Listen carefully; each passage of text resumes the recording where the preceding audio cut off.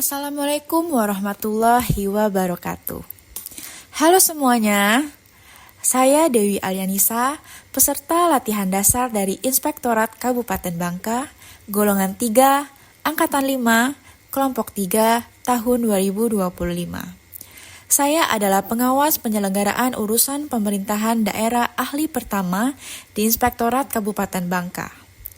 Saya hadir di sini ingin sedikit menjelaskan mengenai manajemen ASN terfokus dalam bidang pengadaan. Manajemen ASN dalam pasal 55 menyebutkan bahwa meliputi penyusunan dan penetapan kebutuhan, pengadaan pangkat dan jabatan, pengembangan karir, pola karir, promosi, mutasi, penilaian kinerja, penggajian, tunjangan, penghargaan, disiplin, pemberhentian, jaminan pensiun, hari tua, dan perlindungan.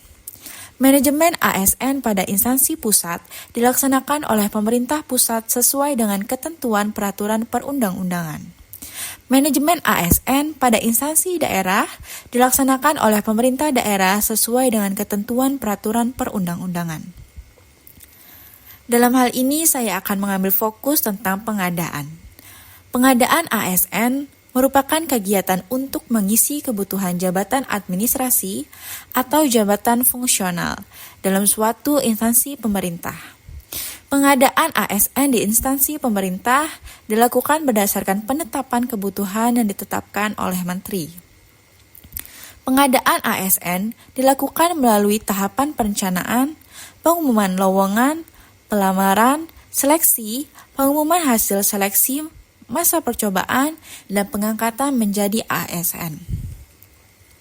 Setiap instansi pemerintah merencanakan pelaksanaan pengadaan ASN.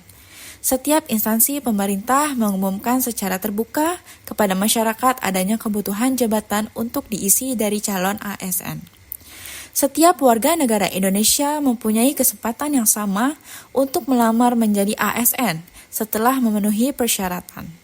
Penyelenggaraan seleksi pengadaan ASN oleh instansi pemerintah melalui penilaian secara objektif berdasarkan kompetensi, kualifikasi, dan persyaratan lain yang dibutuhkan oleh jabatan. Penyelenggaraan seleksi pengadaan ASN terdiri dari 3 tahap, meliputi seleksi administrasi, seleksi kompetensi dasar, dan seleksi kompetensi bidang. Peserta yang lolos seleksi diangkat menjadi calon ASN. Pengangkatan calon ASN ditetapkan dengan keputusan pejabat pembina kepegawaian. Calon ASN wajib menjalani masa percobaan. Masa percobaan dilaksanakan melalui proses pendidikan dan pelatihan terintegrasi untuk membangun integritas moral, kejujuran, semangat, dan motivasi nasionalisme dan kebangsaan, karakter kepribadian yang unggul dan bertanggung jawab, dan memperkuat profesionalisme serta kompetensi bidang. Masa percobaan bagi calon ASN dilaksanakan selama 1 tahun. Instansi pemerintah wajib memberikan pendidikan dan pelatihan kepada calon ASN selama masa percobaan.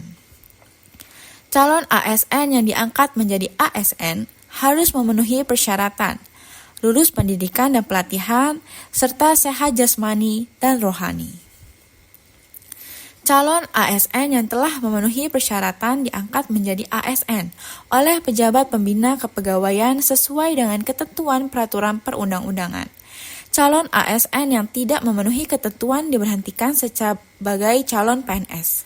Setiap calon ASN pada saat diangkat menjadi ASN wajib mengucapkan sumpah atau janji. Kesimpulan yang bisa kita tarik adalah pengadaan ASN merupakan gerbang masuk sumber daya manusia ke dalam birokrasi pemerintahan. Proses ini harus menjunjung tinggi sistem merit, transparansi, dan profesionalisme untuk mewujudkan aparatur negara yang handal dan berintegritas. Sekian penjabaran dari saya, kurang lebihnya mohon maaf. Assalamualaikum warahmatullahi wabarakatuh.